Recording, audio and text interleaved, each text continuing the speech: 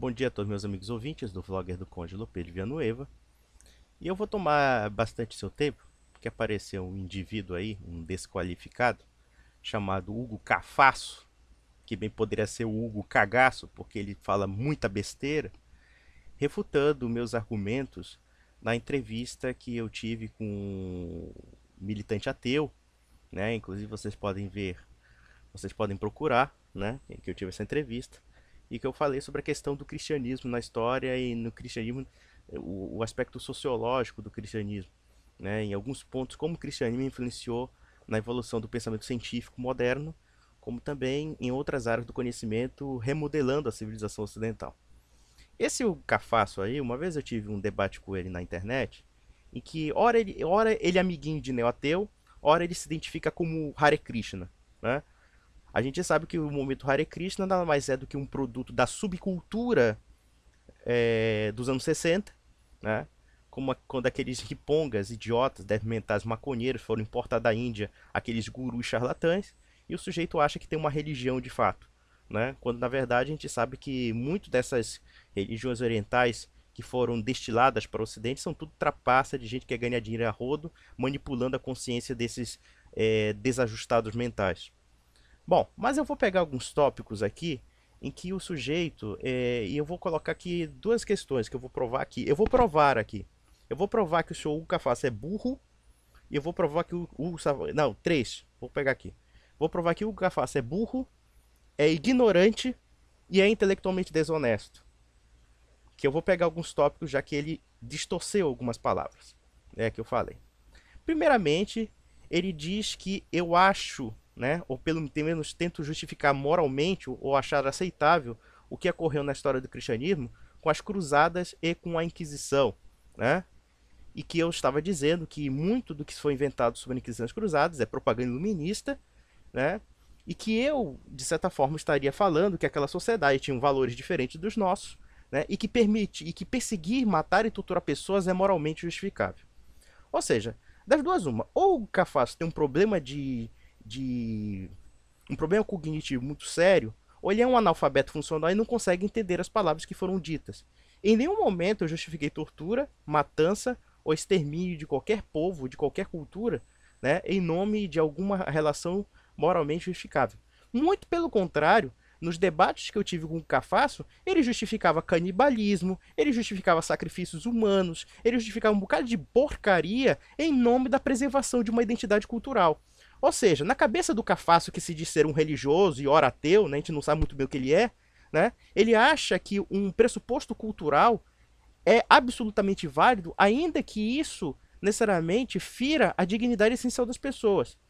E depois esse sujeito veio falar o seguinte, quer dizer, cristão torturar, matar e exterminar é malvado. Agora, cidadão comer carne humana, como uma vez ele defender da cultura indígena, ou então lá na Índia, que ele tanto ama, né, em que existe uma seita hinduísta, que come carne podre, né, de gente jogada no Ganges, não, isso é tudo bonitinho, porque não é cristão, né? Tudo que não é cristão, você pode legitimar, né, com barbárie, né?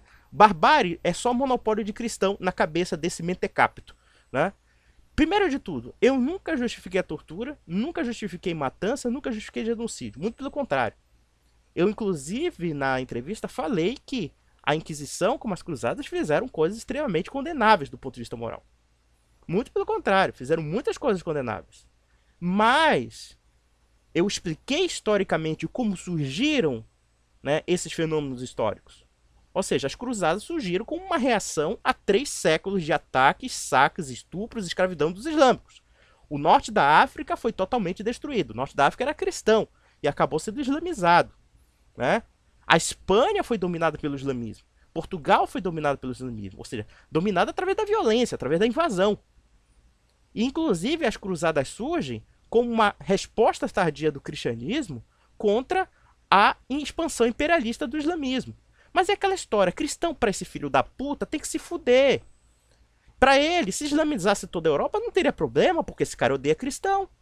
Cristão não pode reagir quando é estuprado, quando é assassinado. E olha que hoje em dia, por exemplo, no Egito e alguns países islâmicos, os cristãos estão sendo massacrados. Por exemplo, no Egito, os cristãos coptas estão sendo assassinados. Esse filho da puta não fala nada, né? Agora, pra defender essa matança de cristão, pra odiar o cristianismo, esse filho da puta tem discursinho pronto, acabado, que é pura propaganda iluminista. O senhor Hugo Cafasso nunca leu um livro sobre história medieval. Tudo que ele pega é orelhada de Google. Orelhada de linkzinho que ele pegou, porque ele ouviu eu ter dado as bibliografias, ele deve ter escutado, e aí agora ele quer bancar o maioral do conhecimento humano. Né? Inclusive, nos debates que eu tive com ele, eu citei autores como Jacques Le Goff, como Rodney Stark, autores que não são cristãos, ou pelo menos não são religiosos. Rodney Stark, inclusive, eu vou citar aqui o livro chamado A Vitória da Razão, e esse cara é agnóstico. Aí sabe qual foi a opinião do Cafasso, desse bosta? Foi dizer que o Rodney Stark tinha formação luterana. Ué, tanto quanto o Cafasso, que deve ser de origem italiana, deve ter tido formação católica. Isso não é argumento, isso chama-se falácia ad hominem. Isso não chama de falácia ad hominem. O cara não leu porra nenhuma. E sabe qual foi a argumentação que ele refutou um sujeito de formação estruturalista dos análises, como Jacques Le Goff? É que o Jacques Le Goff, para estudar a história medieval, ele estudou as fontes medievais. Ora, idiota, ele estudaria o quê? As fontes hindus para entender a Idade Média cristã? Quer dizer, esse tipo de analfabeto despreparado, falando besteira e que precisa deturpar minhas palavras para me condenar.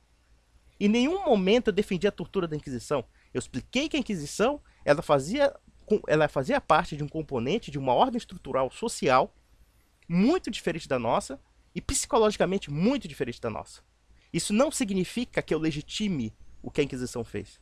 O que aconteceu é que dentro de uma situação que foi a briga contra os cátaros, e que foi uma briga violentíssima, tá? A Igreja Católica, ela tentando, inclusive, evitar as arbitrariedades dos assassinatos que estavam acontecendo contra os hereges, ele criou um sistema processual e que evitasse qualquer tipo de injustiça.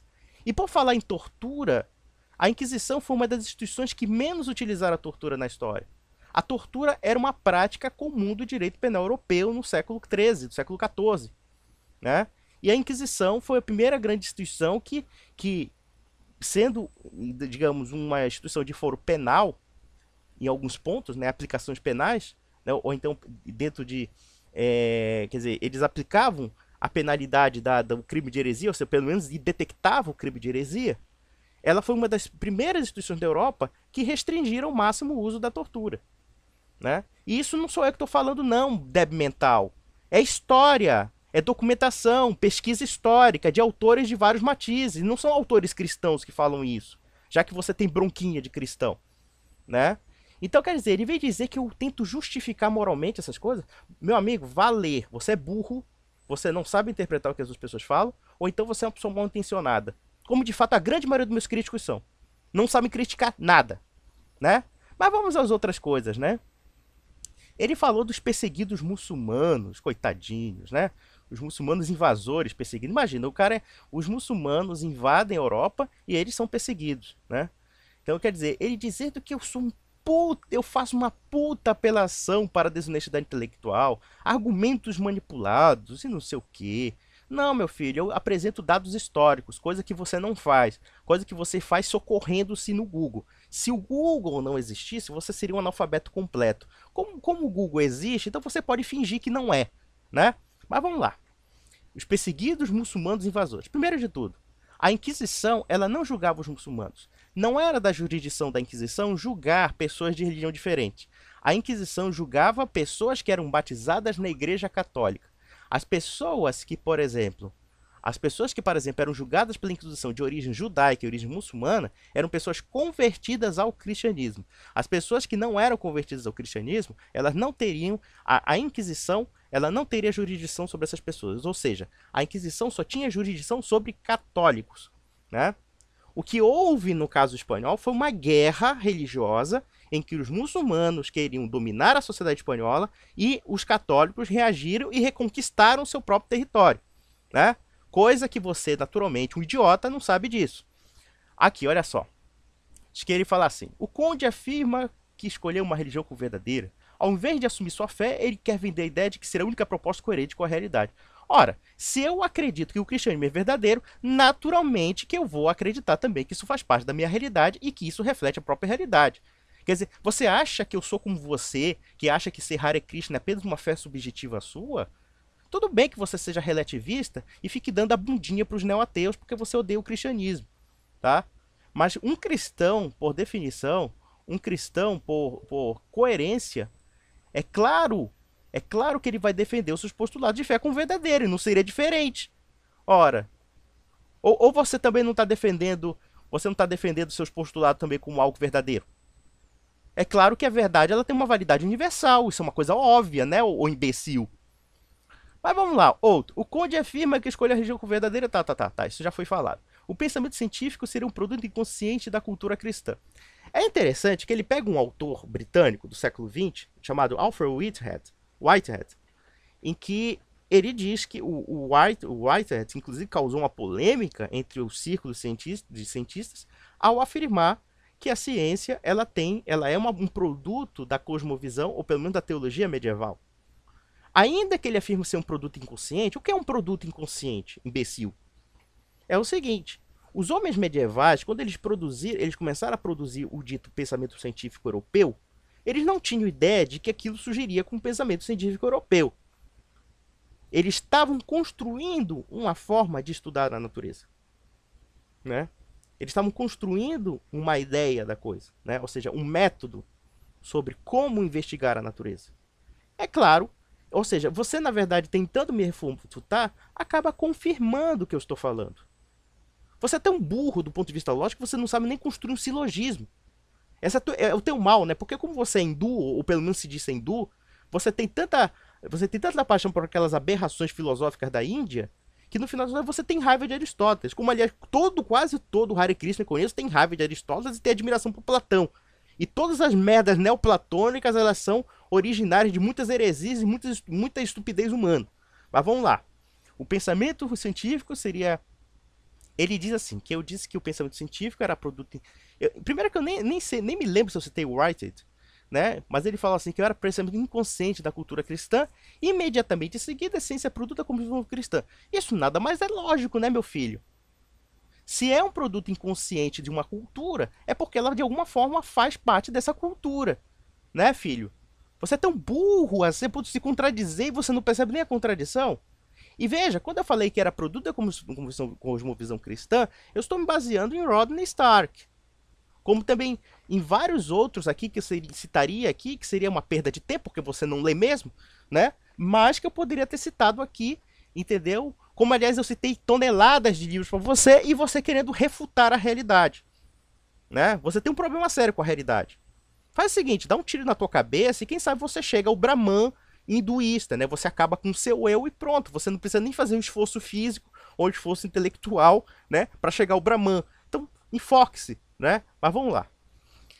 De que, olha só, ele coloca que, inclusive baseado em Whitehead, que a teologia medieval gerou um princípio de ordem diverso. Mas só isso. Olha só, ele acha que é só isso? Você acha que é pouco? Você acha que é pouco que, entre aspas, até inconscientemente você produzir a ciência moderna? Você acha que é pouco isso? Você é tão estúpido a ponto de não perceber a incoerência do teu raciocínio? O teu ódio ao cristianismo é tão grande a ponto de você não ter capacidade de perceber a realidade? Você é tão doente mental assim? Mas vamos lá, outra. Diz que ele bota assim, né? A teologia medieval não era um protesto em nome da razão, mas sim justificativa da fé cristã. Nada mais óbvio, né? A racionalidade científica só poderia ser compreendida contanto que não contrariasse a fé cristã. Primeiramente, a fé cristã, que é uma verdade revelada, ela não é uma verdade totalmente abarcada pela razão. Nós estamos falando de entidades, de elementos metafísicos. Deus não é algo que pode ser totalmente compreendido pela razão. Se é que você, um Hare Krishna idiota, entende isso, né? É claro que os elementos metafísicos gerais da filosofia primeira, a gente pode até comportar uma relativa ideia de como pode ser compreendido racionalmente certas coisas, mas não a totalidade de Deus no universo, seu idiota. Como também o próprio cristianismo. Então, quer dizer, não é que a igreja seja contra a razão. É que a igreja acreditava que a razão estava inserida numa ordem religiosa. A não ser que você acredite no racionalismo materialista, que é essa confusão mental de atribuir causas arbitrárias à natureza, ou simplesmente idealizar um universo irracional, já que o racionalista ateu, de certa forma, ele entra em parafuso, entra em curto-circuito. Do resto, nada mais lógico que o cristianismo, sendo o princípio de todas as coisas, ou seja, a fé cristã revelando que o princípio de todas as coisas está em Deus, naturalmente que essa razão não poderia ser contrária aos princípios primeiros.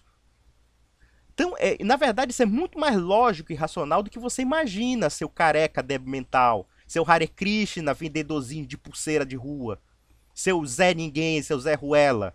Óbvio, idiota! Ou você é tão burro a ponto de não saber isso? E é interessante, né? Esse pessoal fala da ciência, esse sujeito falando que, na verdade, a ciência medieval não existia. Né? A ciência medieval não existia um desenvolvimento científico medieval. Né? Ah, só foi o Roger Bacon, só foi o William de Ockham, né? O Guilherme de Ockham, né? E, entre outras coisas, né? Na verdade eu vou até citar aqui um livro do Ron Stark para calar tua boca, né? Vou ler para você, porque você é burro. Os historiadores afirmaram durante várias gerações que quando Copérnico propôs o modelo heliocêntrico do sistema solar do século XVI, marcou o início de uma revolução científica. Mas a verdade é que foi uma evolução, não uma revolução. Copérnico apenas deu passo na cosmologia da época e o desenvolvimento da ciência renascentista foi a acumulação de um processo gradual de séculos posteriores. Para descrever a evolução rumo ao sistema solar heliocêntrico, é melhor começarmos com os gregos. Os gregos acreditavam que os vácuos eram impossíveis e que o espaço estava cheio de matéria transparente. Portanto, os astros celestes tinham de superar a fricção provocada pela matéria transparente para continuar a mover o que requeria uma aplicação de força contínua. Eu vou passar esse trecho aqui, que esse trecho não interessa. A necessidade de haver alguém para empurrar os astros findou quando Jean Buridan, 1358, ou seja, na Alta Idade Média, reitor da Universidade de Paris, antecipou a primeira lei do movimento de Newton. Buridan disse que o espaço é um vácuo e a certa altura Deus pôs os astros celestes em movimento, imprimiu um ímpeto em cada um. Esse movimento não decresceu nem se corrompeu depois que os astros celestes não desejam outros movimentos. Vou pular isso aqui. Buridan também sugeriu o próximo passo lógico que levaria ao poder de Copérnico. Afirmou que a Terra gira sobre o seu próprio eixo, ou seja, o movimento, né, de rotação, né, gira em próprio si mesmo. Mas foi outro reitor da Universidade de Paris, Nicolau Oresme, em 1325-1382, o mais brilhante de todos os cientistas escolásticos a formular a teoria. O trabalho de Oresme é matemático e levantou a fasquia que todos os subsequentes trabalhos de mecânica e astronomia. A ideia de ser a Terra girar em vez do Sol girar em torno da volta da Terra já ocorrera a muitas pessoas através dos séculos. Ou seja, a ideia que foi vendida como de Galileu e Copérnico já existia muito antes, inclusive na Idade Média. Né? Depois foi a vez do bispo Nicolau de Cusa, 1401, 1464, postular que esteja um homem sobre a Terra, ou sobre o Sol, ou sobre a estrela qualquer, parece sempre que a posição é o centro imóvel e que todas as coisas estão em movimento. Quer dizer, ele começou a querer questionar a questão da percepção da Terra.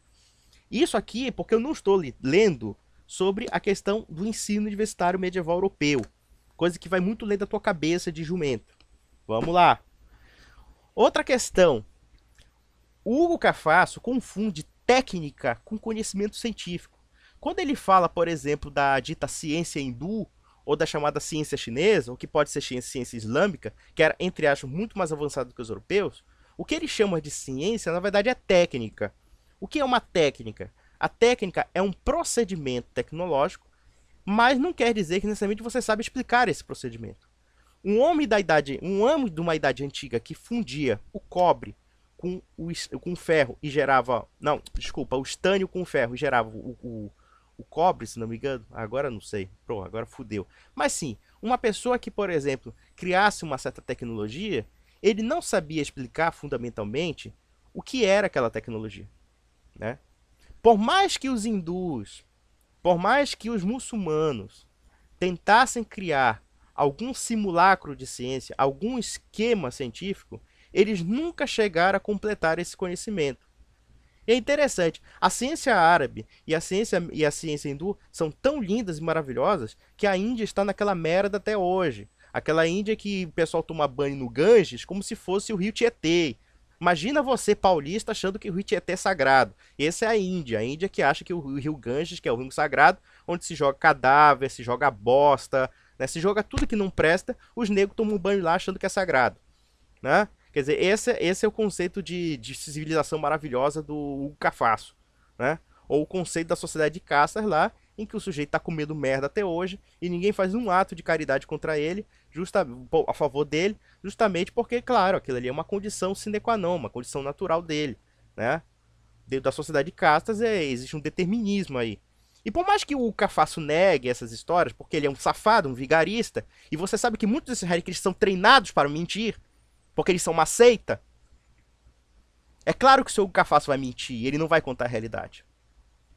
Basta você pegar livros, por exemplo, pode pegar, por exemplo, um livro, digamos, de alguém que estudou a cultura indiana fora de um analfabeto, como Cafasso, como Heinrich Himmler, Filosofias da Índia. Você vai estudar o que é a cultura Vedanta, quer dizer, vai ser uma introdução da cultura Vedanta, da cultura védica, dos Upanishads e todos os textos sagrados do hinduísmo, e você vai, inclusive, as religiões que romperam com o hinduísmo, como o jainismo e como o budismo. Né? Eu vou ler especialistas, eu não vou ler guruzinho Hare Krishna para fazer isso, tá bom, ô seu Cafasso? Mas vamos analisar outras coisas aqui, né? Ele cita a história de Galileu. Vamos lá, agora a gente tem que dar mais porrada. Eu aconselharia meus amigos a lerem um livro chamado A Deus a Razão, do Paul Feyerabend. Né? Feyerabend. Eu não sei pronunciar inglês, sou uma merda em inglês. Em que ele tem um texto, um artigo muito bom, chamando Galileu e a Tirania da Verdade. Em que ele fala, ele defende a igreja, e é um ateu, niilista e tudo, e dizendo, olha, a posição da igreja com relação a Galileu, com todos os erros, com todo o problema que existia com relação à questão da Inquisição, entre outras coisas, né? Do resto, o que ocorre?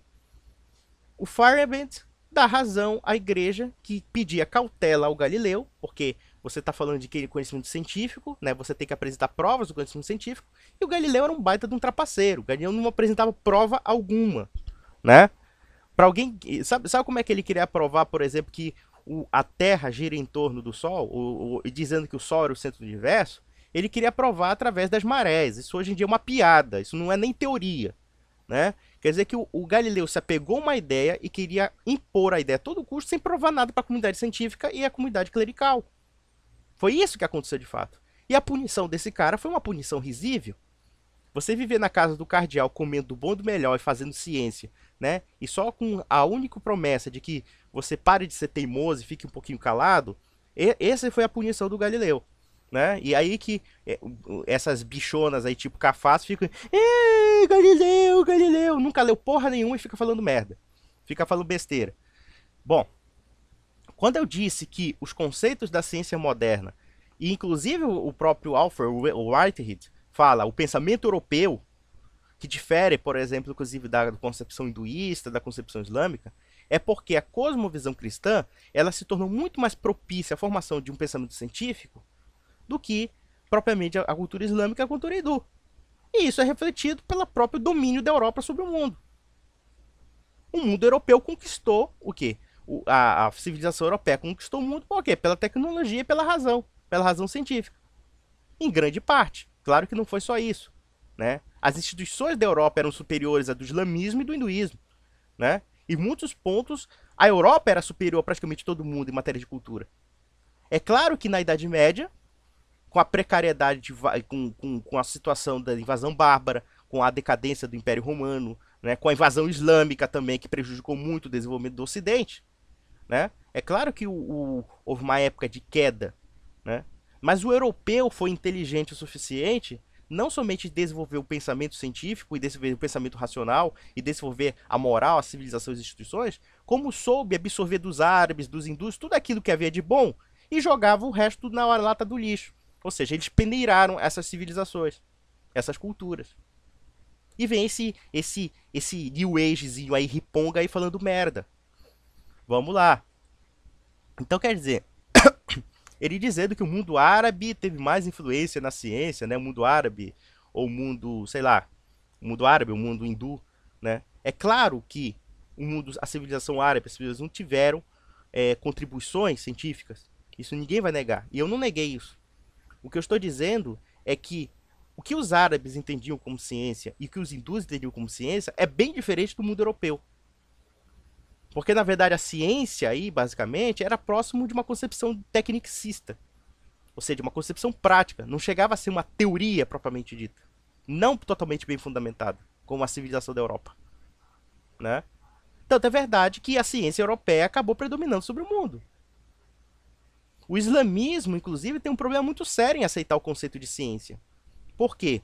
Porque a cultura religiosa islâmica, ela concebe um Deus como uma figura totalitária, não uma figura do logos divino, como é a figura do cristianismo.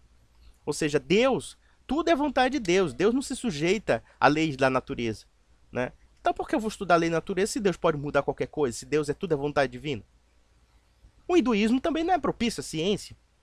Tanto é verdade que quando houve uma certa forma de ciência, ela sempre se quebrou. Sempre se quebrou porque a cosmovisão hindu não é propícia à investigação da natureza. Se é que o hindu e o islâmico têm essa concepção de natureza tal como o ocidente tem.